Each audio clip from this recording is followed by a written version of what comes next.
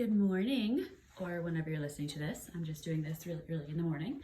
I wanted to touch base with a few of you that have been struggling a little bit with the con videos. So what I want to do is for the 4 days worth of the material that you're supposed to be working on for the quadratic formula, I'm going to break it over 4 videos. So you can only rewatch or watch them all, but you can rewatch what you need.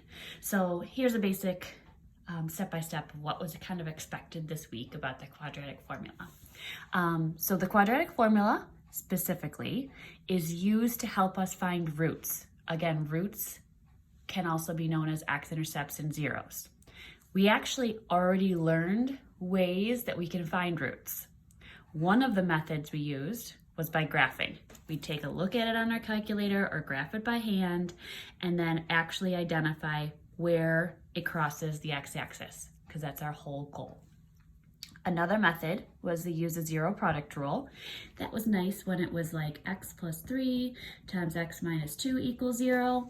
And then we were able to use the zero product rule, which told me either one of the factors could be 0.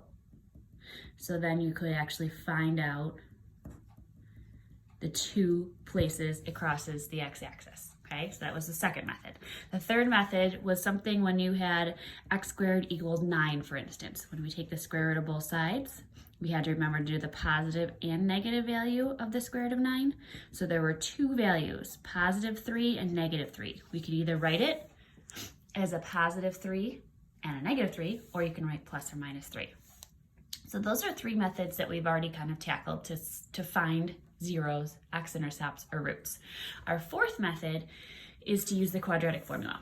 This will always be given to you, so don't worry about memorizing it. And obviously at this point, you can always look up the formula, but make sure you are writing it down correctly. Make sure there's a negative in front here. Make sure everything is over 2a. So 2a has to be under everything. Everything is in there. And then the other important part is when we square something, we want to make sure to put that number in parentheses. If it's positive, you won't notice. But if it's negative and you don't do it, you will notice. So in order to use this formula, the equation must be in standard form and it must be set equal to 0. So it should look something like this. In order to use the formula, you have to do that before you can identify what A, B, and C are. So here's kind of the 4 days for this week. Intro and identifying A, B, and C, which is what I'll finish in this video. The next video will be use A, B, and C to find the x values to actually use the quadratic formula. The third video would be to use them when you have to rearrange it, so you got to do a little bit more work. So these 2 are very similar. And then the last one is when we're gonna say, okay, if we have part of the formula, maybe that'll just tell us how many roots there are. I do want to make a special note about con though. At the end of a practice question, there is at the bottom this question that says stuck. And if so, there's a link to watch a video, which is probably the one I've already had you watch, or you can use a hint. So these might be helpful when you're going through your practice. At the end of a problem, when you've already tried it, it'll say try again. You have the choice to either get help or you can skip for now. Get help is very useful. So choose one of these as you're going through the con practice. Obviously, these are not on the Google Classroom practice, but they'd be helpful for the con questions. All right, so we're gonna do 4 quick questions about just identifying what A, B, and C are. And again, we talked about how it has to be in standard form and set equal to 0. Once it's in standard form, the highest exponent comes first and the constant comes last, and it's equal to 0, we can easily identify A, B, and C. Because again, A is the number with x squared, B is the number with x, and C is the constant. So A is the number in front of x squared, which in this case is a 1. B is the number in front of x, which in this case is a 10. And C is the value that's all by itself. So that's what I'm looking for in the first one. When I come to problems like this, you're gonna have to rearrange first. So I wanna set it equal to 0. Now, what I'm gonna do is right away, put it in order. Put it in the order I want so I don't get confused. Put the x squared first, then put the x value, then put the constant. Okay, so I'm moving it from one side to the other. There was no x value over here, so it just had to go in the middle. Now I can identify what the A is, what the b is. Careful, it's a negative 18. That sign stays with it. And then the constant is positive 2. Okay, 2 more. So this top one, I have not equal to 0. So this is the constant that I'm moving over. So 2x squared minus 8x minus 7 equals 0. A is the number in front of x squared.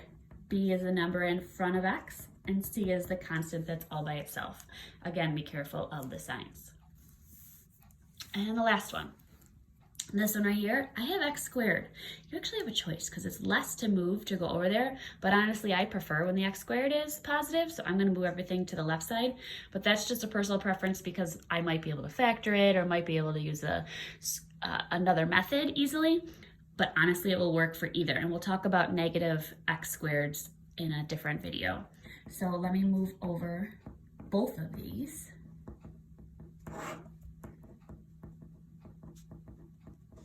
And now I have it in standard form and set equal to 0. So I can identify the 1, which is the value, the coefficient in front of x squared, the negative 8, which is the coefficient in front of x, and the constant, which is negative 24. That's number all by itself. So recap this question. If you had any trouble and you want to shoot us an email and give me the secret word, which is Apple, then you can retry. Let's see, this was check-in 6. Okay, so if you want to, just shoot me an email and say Apple. That means that you actually watched this. And then you can retry check-in number 6 and we'll give you that score instead. Okay, on to the next video.